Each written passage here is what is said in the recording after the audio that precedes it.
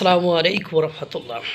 আজকের সকল সংবাদগুলো ভারতময় সংবাদ, অর্থাৎ দিল্লি না ঢাকা স্লোগানকারীদের দিল্লি না ঢাকা স্লোগানের কোনো ফায়দা নেই।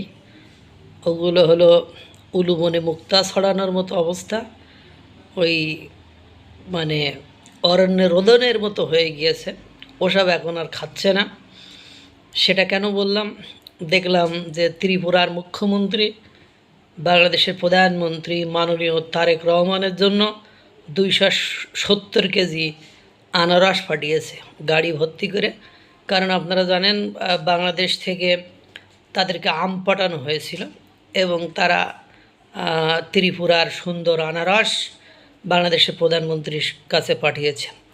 সাথে সাথে আর একটা বিষয় দেখলাম যে রাশিয়া বাংলাদেশের সাথে যে ব্যবসা বাণিজ্য করবে বা যে লেনদেন করবে সেটা ভারতীয় রুপিতে করবে, কারণ আমেরিকার নিষেধাজ্ঞার কারণে রুশ যে মুদ্রা তা দিয়ে করা যাচ্ছে না।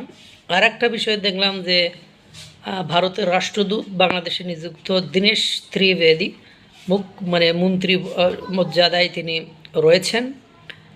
তিনি বাংলাদেশের পররাষ্ট্রমন্ত্রী ডক্টর খলিলুর রহমানের সাথে সাক্ষাৎ করেছেন। সাথে প্রতিমন্ত্রী ছিল শ্যামা ওবায়েদ। দুজনের সাথে সাক্ষাৎ করেছেন।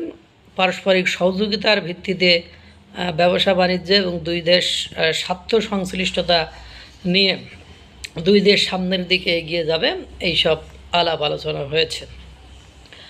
এবং আপনারা দেখেছেন তাহলে কি হলো, আম ফাটালো,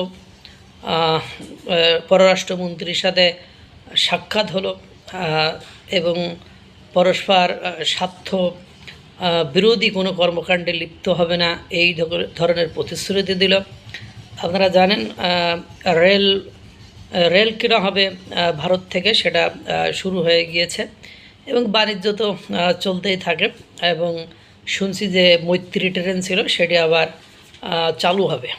সব কিছু মিলে ভারতের আবার ওদিকে আনারস পাঠিয়েছে, আম পাঠিয়েছিল তারই এ হিসাবে আবার আনারস পাঠিয়েছে।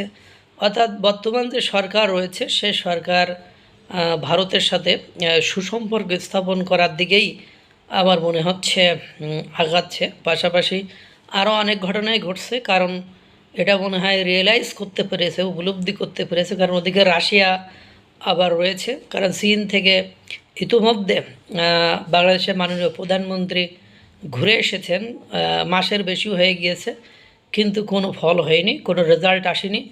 মালয়েশিয়া থেকে ঘুরে এসেছেন, উল্টো মালয়েশিয়ার ধরপাকড় শুরু হয়েছে। আর পাশাপাশি কোন দেশে যাবে কেউ তো ডাকতেছে না, কোনো উন্নত দেশ তো ডাকতেছে না। এখন দেশের যে ঘটনা, দেশে এক সপ্তাহে সরকারি ব্যবস্থা পরিচালনা করার জন্য বা বেতন দেওয়ার জন্য এক সপ্তাহে 700 কোটি টাকা সরকারকে ঋণ নিতে হয়েছে ব্যাংক থেকে শুধু। তাহলে বোঝেন এই মুহূর্তে করণীয় কী। এই মুহূর্তে বাংলাদেশের সামনে ভারত ছাড়া দ্বিতীয় অথবা বিকল্প কোনো উপায় আছে বলে মনে হয় না। বাংলাদেশে তীব্র গ্যাস সংকট দেখা দিয়েছে, সার সংকট দেখা দিয়েছে। যদি রাশিয়া সার না দেয় তাহলে বাংলাদেশকে একেবারে চরম বিপদগ্রস্ততার ভেতর দিয়ে সময় পার করতে হবে। আল্লাহ তাআলা সকলকে ভালো রাখুক, সুস্থ রাখুক। আসসালামু আলাইকুম ওয়া রাহমাতুল্লাহ।